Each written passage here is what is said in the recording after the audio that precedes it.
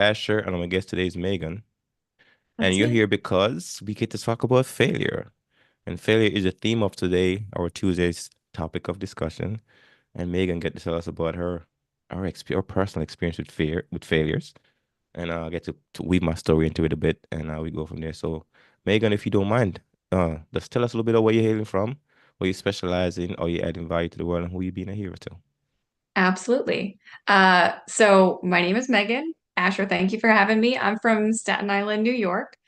And my specialty is really helping folks who want to become healthier. So with me personally, I had a large weight loss experience and I've Mhm. been keeping it off for a few years. So that is my area of specialty. Those are the skills, the the habits, all those skills involved in keeping off that weight is what I help people develop. So that really plays into my story of failure too. So you'll see where that comes in. Mm. What was another one of those? What was the So, last question are you you adding said? value to the world, and who you being a hero to? How do you add value to the world and who I'm being a hero to? Oof, I Yeah. love that. Mm-hmm. So I want to add value in people prioritizing their health Hmm. over pleasing other people. I see so much of folks giving away all their energy and forgetting to take care of their body, or just feeling like they don't deserve the time to take care of their body. So that's the value I want to add, people getting that priority back. So I want to be a hero to the people who feel stuck in this like give, give, give, and are never able to take the time for themselves to treat their bodies well. That's who I want to be a hero to. I like that Mm. question, Asher. That's good. Oh, I'm glad you can point your finger at them. Bing. Yeah. That's really awesome. And you said something that really stood out to me too when you was talking about like losing the weight. You know, I've been mostly like skinny most of my life. And this it's not that I wouldn't be able to get fat, but I could. But I learned something that it's easy to lose weight, but it's harder to keep it off. And Yes. oftentimes when people look at their weight and they're like, oh, they say, Asher, well, you don't get skinny. I'm like, well, you don't know how much work I had to put in to stay slim. Because I Hmm. recognize that it's a habit that the same habit that you use to put weight on, the same habit you can use to keep weight off. You just gotta figure out what plan you want to use. So I Yes. recognize that in a lot of people when we was talking about, yeah, like, Asher, you have the same problem I'm having. Well, actually, I do. If I sit back and don't do nothing about my weight, it will grow because in the end, gravity is gonna win. Like we all, we all move to, we all move further down. Everything falls down, and it's like it sits a certain place, so you gotta keep an eye on it. So, Absolutely. so What's yeah, yeah. that? So What I'm do you go think ahead, is go the ahead. one thing that you do? The one main thing that helps you keep everything in check? I measure my health by my stomach. So Huh? in my mind, I always see myself with a slim stomach. Right? I Hmm. always see myself with a slim stomach. So every time, even when I'm eating, when I'm working or whatever, I always focus my mental space on like my stomach. Even when I sit down, like sometimes you can sit down and you can like just sit down with your stomach sticking out, or I sit down with my stomach curving in. Hmm. So I often try to sit down with my stomach curving in. So it's like I feel like I'm sinking my stomach backwards, right? So I always focus on my stomach. It's just something that's good for me because I even though I wear pants, I don't wear pants with a belt. And I do this purposely because I'm making sure that I'm always being conscious of my waistline or my stomach line because I think that kind of tell me if I'm staying healthy or not, or if I have something going on in my body. So I use my Wow. stomach to measure my weight or my So it's health. almost like you often keep it in your thoughts, like Oh, it's like I a think about visual it all the reminder. time.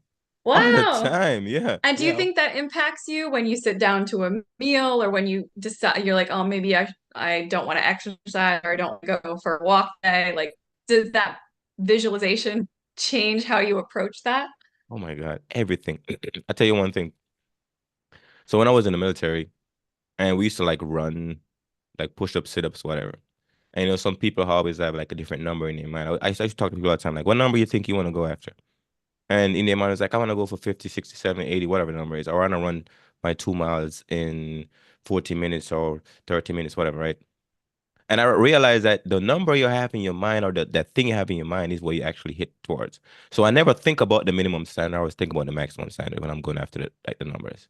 So in my mind, I'm like, okay, I want to knock out my push-ups. I want to do like 80 push-ups in a minute. Okay, all right. So I gotta think about how can I do it, right? So in my mind, I'm thinking about that. So I always picture the number I want to reach in my mind, and for some reason, my body goes after it, I love right? that. Yeah. Yes. So you I don't see. just Go ahead. I was gonna say I just started strength training with a little more intention, and Hmm. I noticed that same thing. Like if I am reaching the end of my sets Hmm. and I'm like I feel I have the thought, oh, I'm only gonna get three or I'm only gonna get two of these reps. And I think, no, let me aim for five.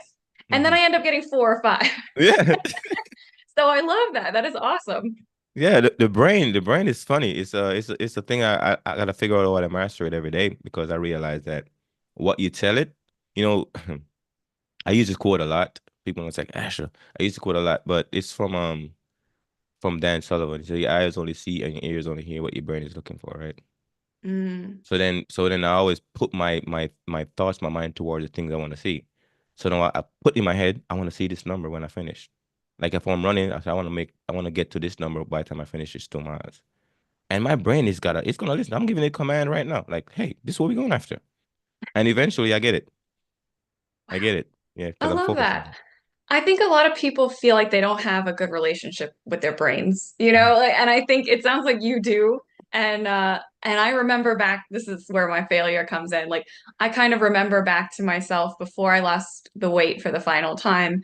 And Mm-hmm. I don't think I felt like I could tell my brain anything and it would listen. I felt like I was Ah. just reacting to life, you know, whatever would happen to me would happen to me.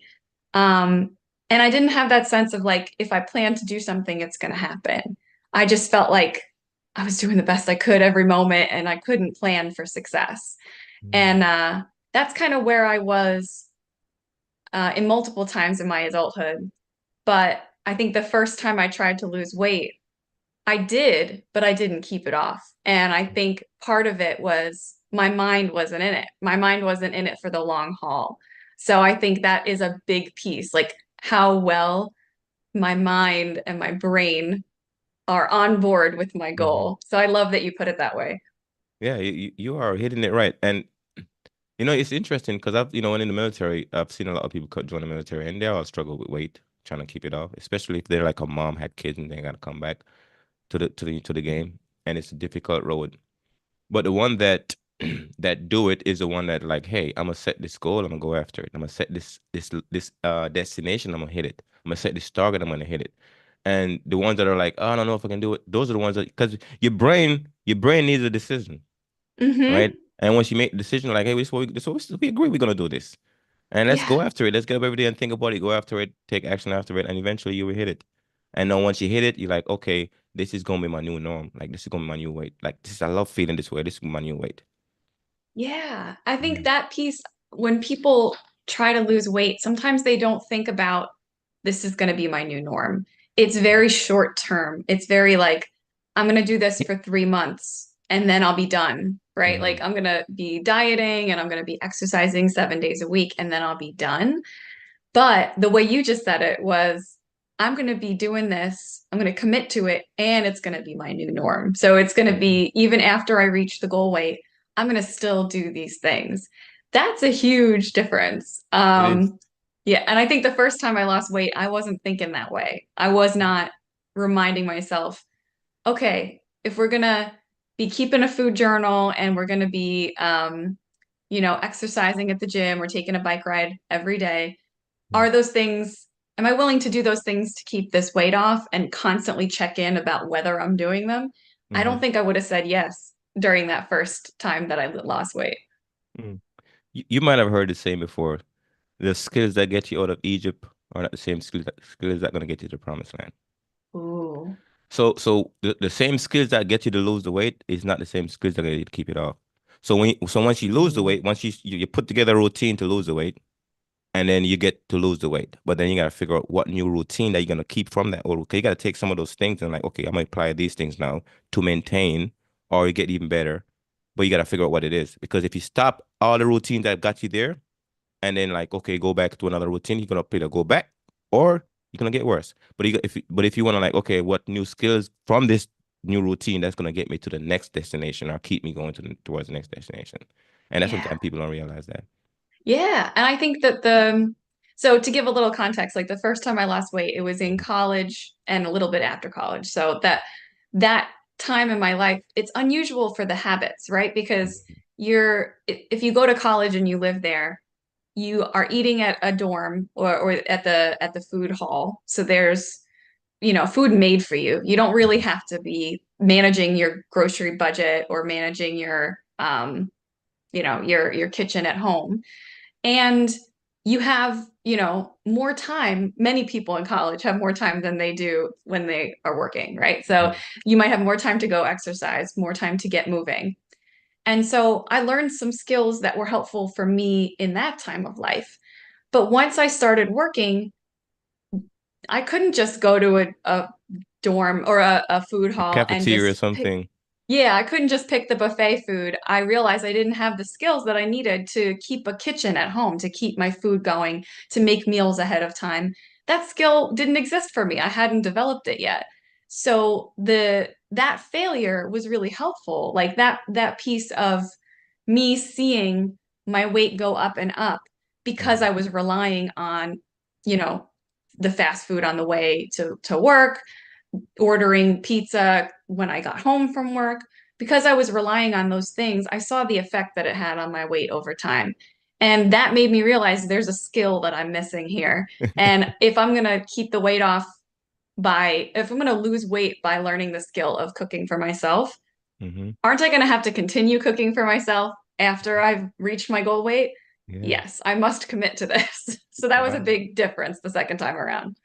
What was your major goal for the My second major time? goal the Hmm. first time was I want to lose weight and look better. I want to feel better about myself. And the major goal the second time was I want to have a nice relationship with food. I want to, I don't want to be eating out of exhaustion or needing comfort or emotional eating. I want to eat because it's the right thing for my body, not to handle stress. So that was my goal the second time around, but it really helped me with weight loss as well. Mm. I'm an experiment with you then. Yeah. Because they often says like you gotta look at the future. Like if you say I'm gonna travel to the future, whatever age you want to pick in the future. And then you want to see what you look like, what you value, what you worth at that age. And then figure out what is the skill set that's gonna get you there. So then when you was looking at yourself in the future, you're like, okay, the Megan I want to see when I'm 40 has to look like this, has to feel like this, has to have a relationship with food like this or a relationship with weight like this. So when you was picturing that person, how did that person made you feel? Oh, so I'm picturing myself at like 40, 50, 60, any age I want. Any age, any age. Yeah, I picture myself later.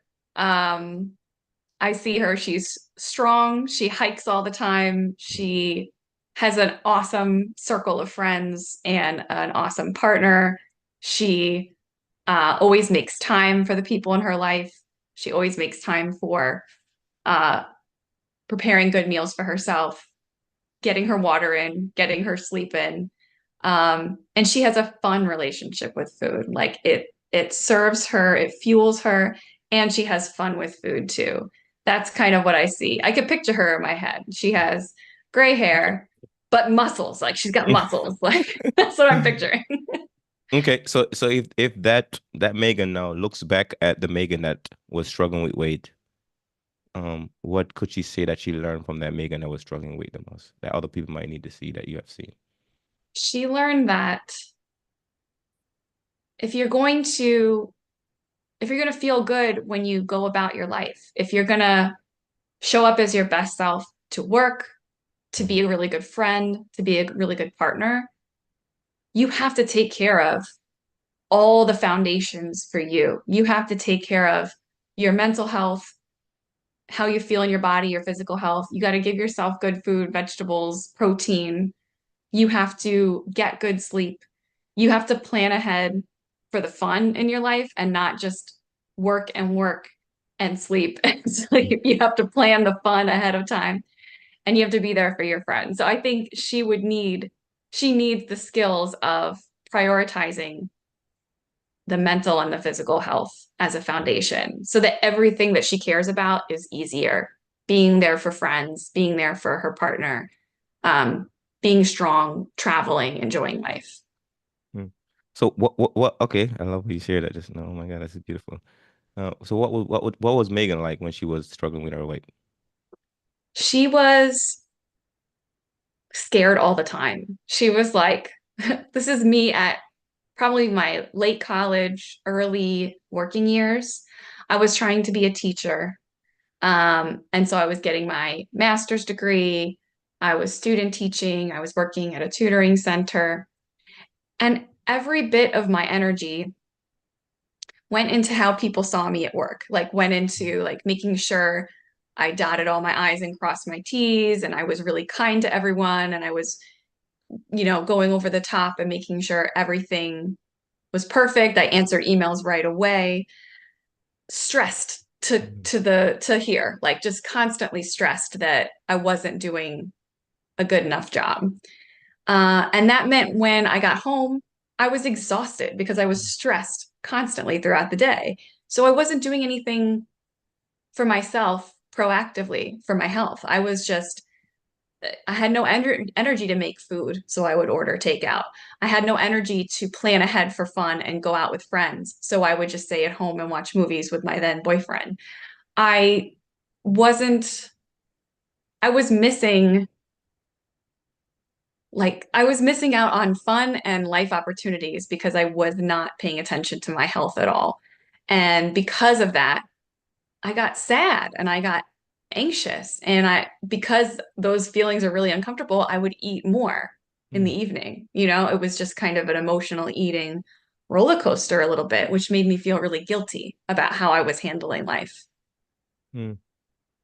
That was powerful, by the way. Thank you for sharing that.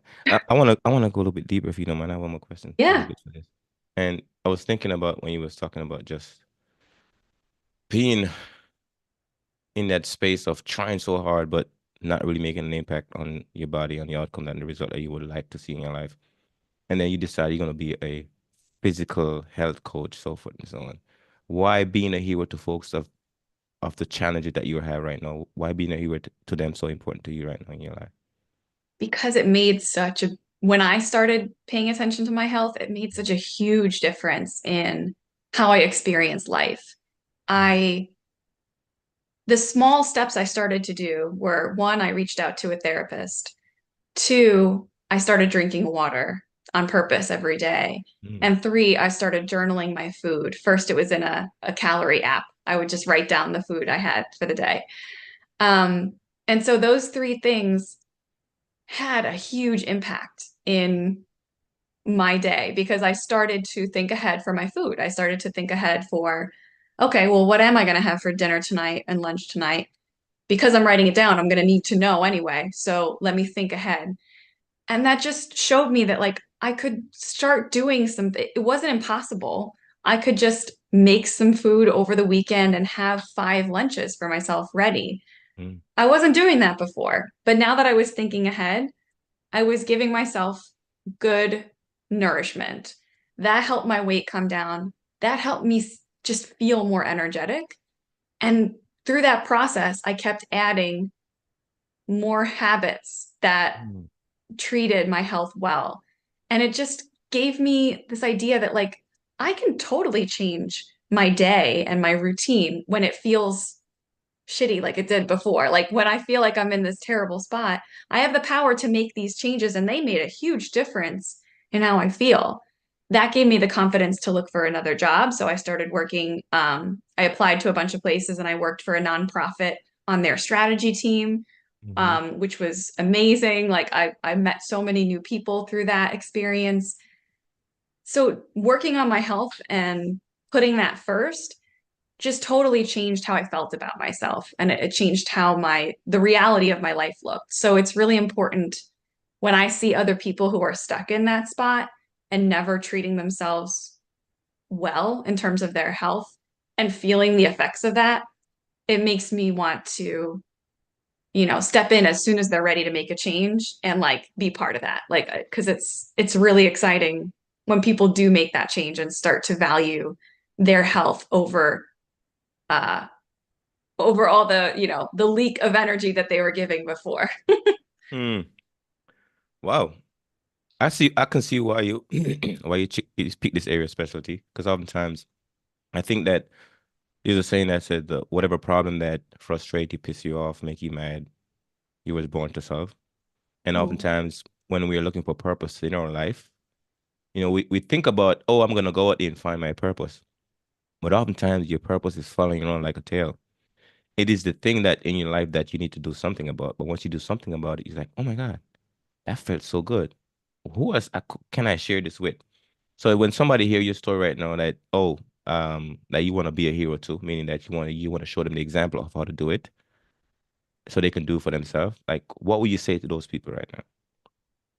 So if you feel like you're never um doing anything for your health, if you're always just working or giving time to everyone else rather than yourself, your first step is to prove to yourself that there's one small thing every day that you can do for you. So for me, that was the glass of water and then the journaling. So for you, it might be something different. It might be like, I can walk around the block every day, every morning before breakfast, I walk around the block. Or maybe it's, I can do a short meditation before I start work to help my stress. Pick something small, but pick something that you are 95 to 100% sure you can do every day. It could be Mm, like 5 minutes. It doesn't have to be very long. But once you can do that for 2 weeks in a row, you've just proven to yourself that you have control over your routine. You can do something different and you can prioritize that over everything else. So what's next? What feels like the next step that you can add to that? That's what I would say. Like, don't start huge. Don't clean out your pantry. Don't sign up for the gym and go 7 days a week. Don't do that. Start small and do mm, it for 2 weeks straight, and then see what that gives you, what like kind of feeling that gives you. mm. I concur with that set, by the way, and I'll tell you why. I remember I'm gonna share something with you. It's not about working out, but it's very similar. Because what you're talking about right now is helping people build habits, and that is one of the hardest things to help people build Mhm. because the brain doesn't put anything into a cycle until it can habitually do it. So when it's new, it's gonna feel frustrating. It's gonna feel exhausting. It's gonna be a lot of hard work until the brain put it into a cycle, like a routine, like it becomes Yeah. automated now. It's like automated system. Like okay, so now it's gonna work. It can play good. But I remember, so back in 2016, like I realized that the only book I read from cover to cover was the Bible. So it felt like it took me about 35 years to read one book. So then I was like, actually, you gotta change the story. So I went on this challenge, right? To read and list 100 book a year, 1,000 books in 10 years. This is year number 8, and I update my spreadsheet recently, and I have like 9 more books to get to my 800 book goal for this year. So then next year I will Yes. be, I could start my next 100 books. Or I can start it this year early if I want to. But that's some other things on my list I need to work on. But I remember I was in the military at the time. I was working 13, 14 hours days. I was like, how am I gonna find time to read and list the books? But once I start one book, I get to two book, I get to three book, and my brain start getting used to doing it, doing it, doing it. And before you know it, my brain started asking me, actually, you got more time, you can list the book right now. Like my brain started showing me opportunity where I can like read and list the book. So now when I was like hiking, riding my bicycle, if I'm not talking to anybody, but I'm out, I'm doing things, and I can just listen to books. It's crazy. Even I wear this I have this little headphones on my head, this like, little headphones I will walk around with. I've been wearing this thing for almost 8 years, right? One of these version of this thing. And people like, Ashley, why you keep having that thing on all your ears? I'm like, listen, I have this one goal I'm going after. And every time I'm out there like 24 hours in a day, if I ain't actively talking to somebody, I'm listening to a book. So I get rid of the news. I stop watching movies. I don't even listen to a lot of music that much unless it's like something that I curate for myself. So I eliminated so many things from my life to put the routine into my life for me to achieve this one goal. So when you come back to like you say you find the small thing, because once you start finding small thing, the next small thing, then you start eliminating some of those distraction, and those distractions free up time for you to do this thing. Now your brain like, oh, actually, we're doing the same thing. So now, guess what? It's gonna help you find the time for it. Find the time to go Yeah. to the gym. Find the time to eat the right food. All these things gonna start happening because you're creating the routine, the habits in yourself. So now it becomes a part of your day. So That's so cool. Did you start like reading at a certain time every day, or you just started with the audio whenever you could? So I started reading. So I used to read at work. When I get a break during lunch, I used to read. I used to read whatever. I have a book with me. I used to read wherever. But then I discovered audiobook after. I'm like, wait a minute, I can get these numbers faster. Yeah. So then I switch over to audio. So I read, different some books I might read because like, okay, I need to study the pages and the letters. But for me to grasp the concept or hear the stories, I can listen to it because and also discover that I'm an audio learner. I thought I was visual because I'm also ADD Hmm. and dyslexia. I have both symptom ADD and dyslexic, right? So I used to like, so reading was a challenge for me. And that's one of the reasons why I never read because I'm like, oh my God, it's so hard to read. But I also tell my brain I'm going to change the story. So all that can happen if you like, this is what I'm going after. I'm going to focus on this thing. And these are the small steps toward this thing. And I also like this one idea that says you can set you can set unreasonable dreams, right? Make your dreams unreasonable, but make the step reasonable.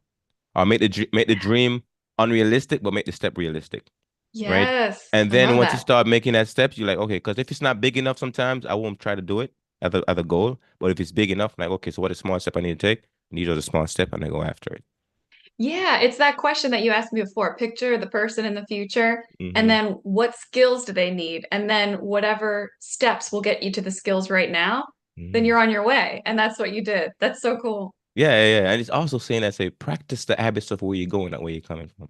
Yeah, yes. Because now the person that you're heading towards needs a different kind of habits, just like we're saying the skills that get you to Egypt is not the skills that gonna get you to the promised land because you're gonna need a different kind of skills to get there.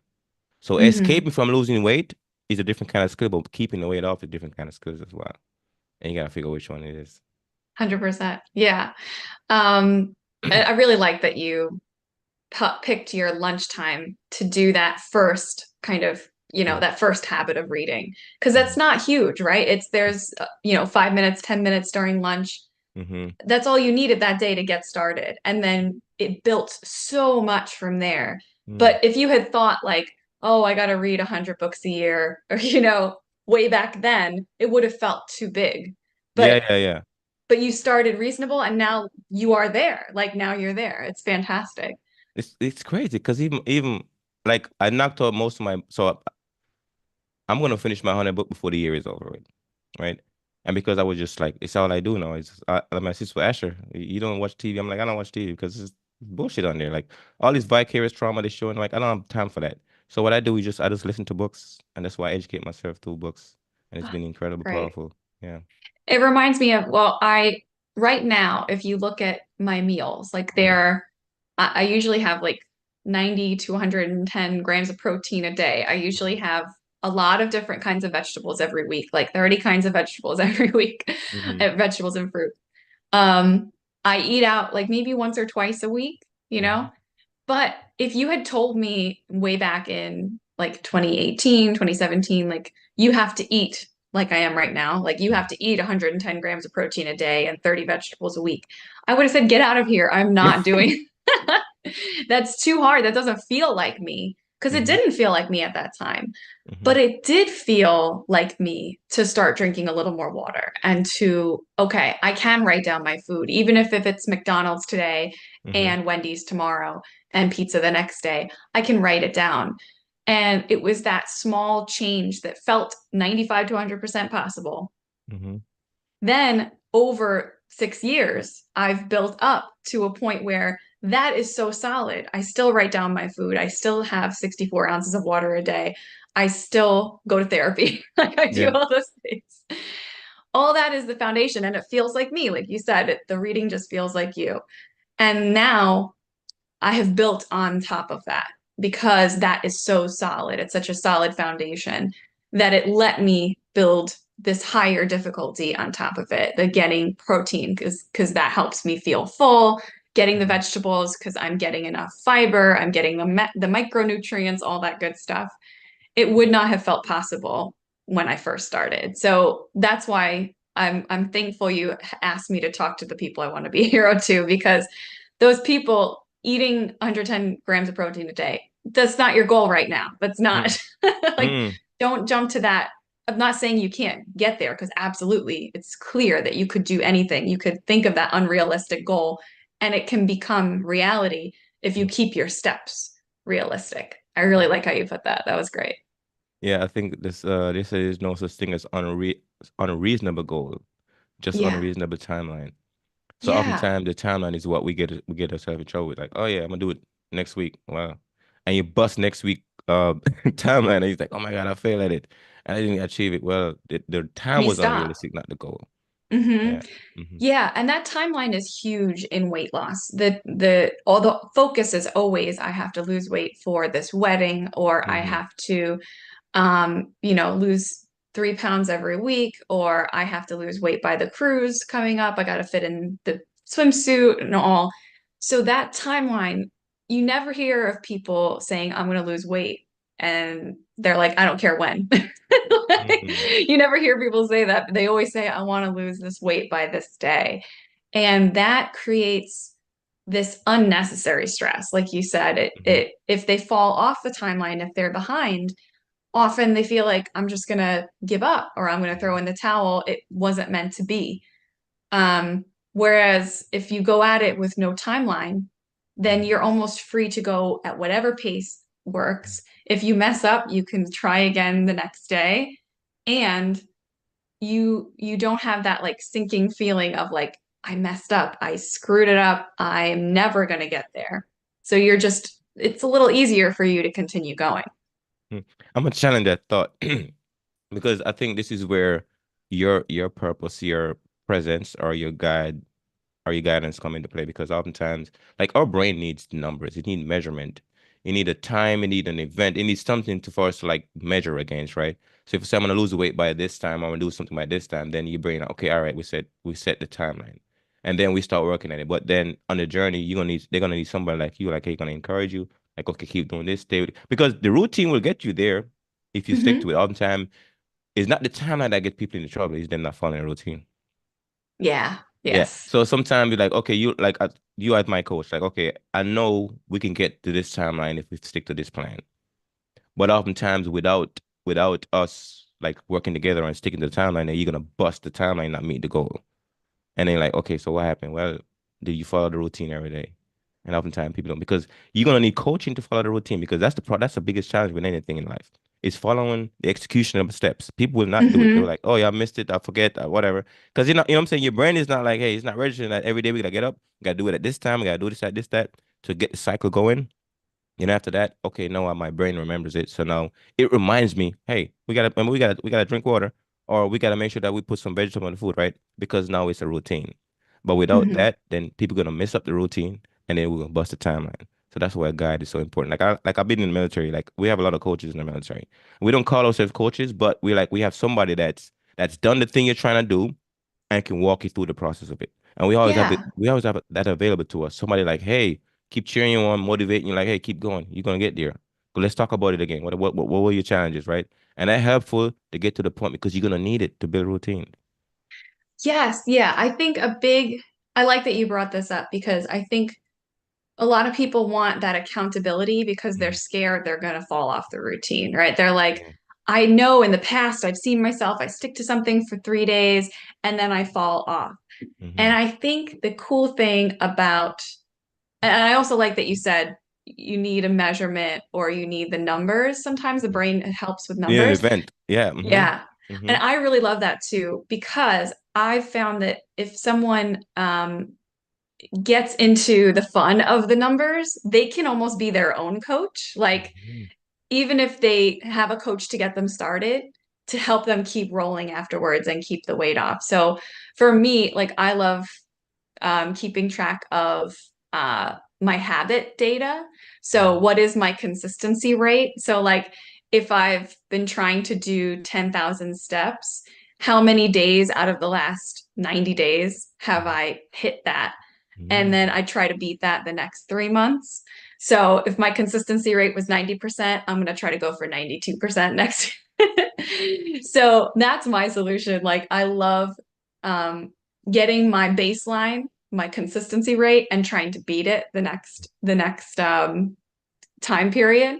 Hmm. And I think for a lot of people, they don't want to necessarily look at those daily actions and track them in that same way because Hmm. it feels boring or it feels like, you know, oh, I'm just going to hopefully remember to do it. But I like to challenge them to track those things every day. So if Hmm. you have this set of actions, then you expect yourself to do them every day, then every night write down whether they happened. And then the next night, write down whether they happened. This ritual of doing it, of keeping track of whether it happened, will automatically increase your consistency because you're like, well, I'm going to have to leave that box unchecked tonight. No, I'm going to do it. Mm, So that goes for like walking, water, meal prep, all the small actions that are actually going to get you to your goal.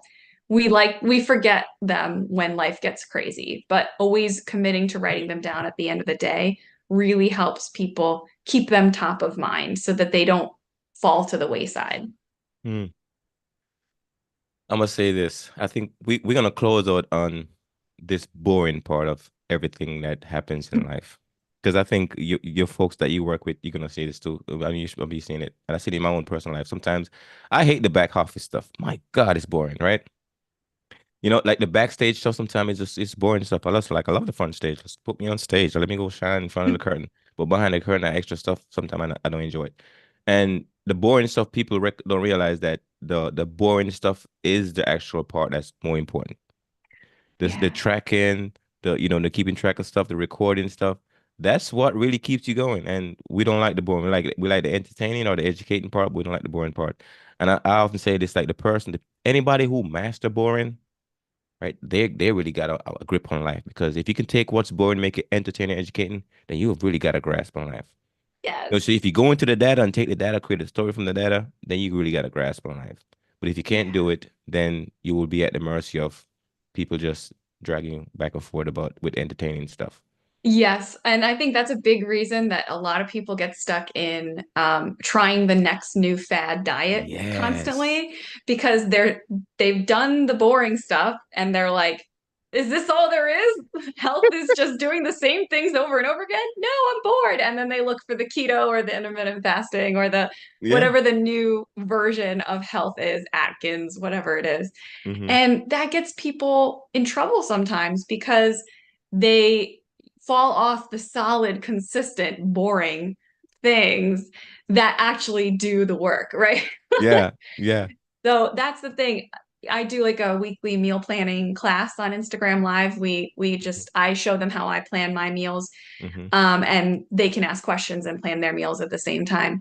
But you'll see me doing very similar meals, sometimes a few weeks in a row. Like the past 3 weeks, I put yogurt bowls on my breakfast menu every single week Hmm. because it's boring, but it works and it works in my schedule and it doesn't require 8 different ingredients and it's easy.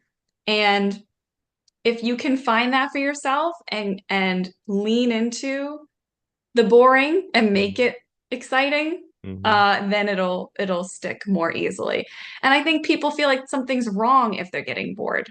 But I Yes. think they should hear it's okay to be bored. It's all right. This doesn't have to be exciting. It's just necessary, like brushing your teeth. Yeah. Interesting. People don't like the boring. Yeah, yeah, And they that's get and bored. they quit on the boring, but the boring is what get them to the exciting.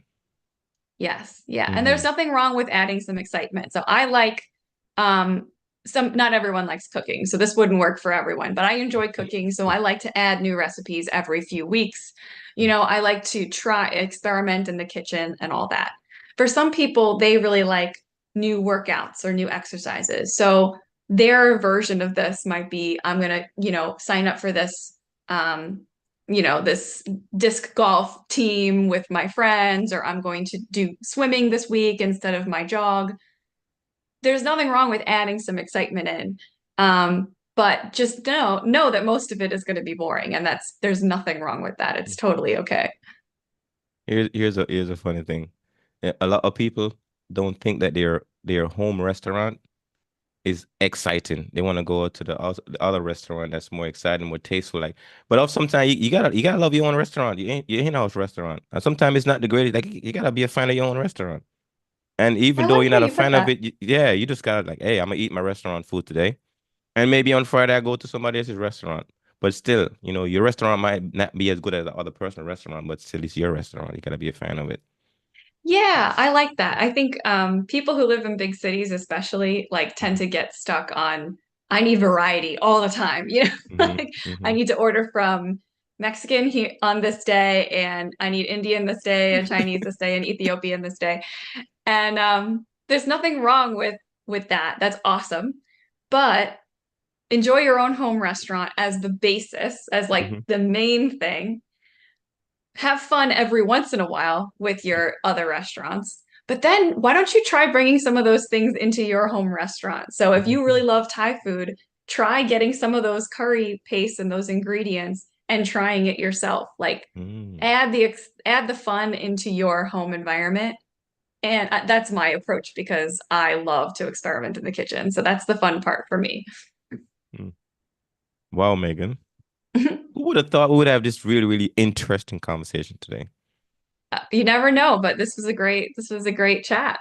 I thought it would be interesting when I first started talking to you. So I know you got an interesting mind. So I figured Oh, it would have thank you. turned out this way. Yes, yes. But we gotta wrap up because I want to respect your time a bit. So I just have a few more closing. So if somebody hear you right now and like Megan, you speaking like my hero right now, and I would love to work with you. How can I work with you? So I have a one-on-one coaching program, and anyone can do a free strategy session to see what that's like. Mm. And during that session, we'll help you put together a rough action plan for your kind of next step. So if you want to lose weight um, healthfully with self-compassion, we'll put together some steps for you to make you feel like you have good next steps. And to do that, you can come to my Instagram, which is partake_foodie. Mm. And I have the link to the free strategy session. And I also have that free meal planning club that we meet every Thursday in case you want to, uh, build that habit for yourself and always have a good menu for your home restaurant. Nice, wonderful. And second question, what is your biggest takeaway from this conversation? Mm.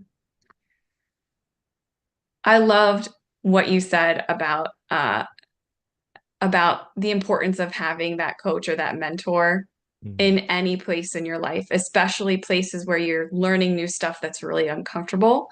So when you said in the military, you had people to go to who had gone through the same thing, I'm taking away that everyone can use that in different areas of their life. So I can think of some areas of my life where I feel like a mentor, someone to reach out to would be really helpful. And that was a really good reminder today, Asher. Mm. The hero's journey. I always love to kind of look at it like the hero's journey. Like, we all want something in life, and we set out on that journey. We're going after that thing, and they run into this big obstacle. And this obstacle sometimes beat us down, make you feel like, oh my God, I can't get no further than this. And then here comes a guide. A guide could be somebody like you, Megan, that says, hey, Asher, how about you try this plan? And then you look at this plan, you know what? I'm gonna execute this plan because I'm desperate. I'm overwhelmed right now. I feel like I'm stuck. I'm gonna try this plan. And I try this plan, put that plan into action, and I end up avoiding failure, end up into success. So oftentimes we gotta think about the things that we are run up against, like whatever wall we lean up against. I mean, they will say if you run into a wall, lean on it. But you can lean on it and figure out, okay, what direction do I go next? What action do I take next? And then hopefully, if you're lucky, you get a guide that says, hey, try this plan because this plan worked for me. And maybe if you apply these steps, it could work for you. So when you hear that, I hear when I think about that, I think about people like you, Megan, that are guiding people along the way to kind of figure out, because everybody have their own vision, and oftentimes they see the vision, but then they see the obstacles as well. And an obstacle is like an obstruction or opposition to your vision. Oftentimes is the raw material you get to use to convert into something to go towards a vision.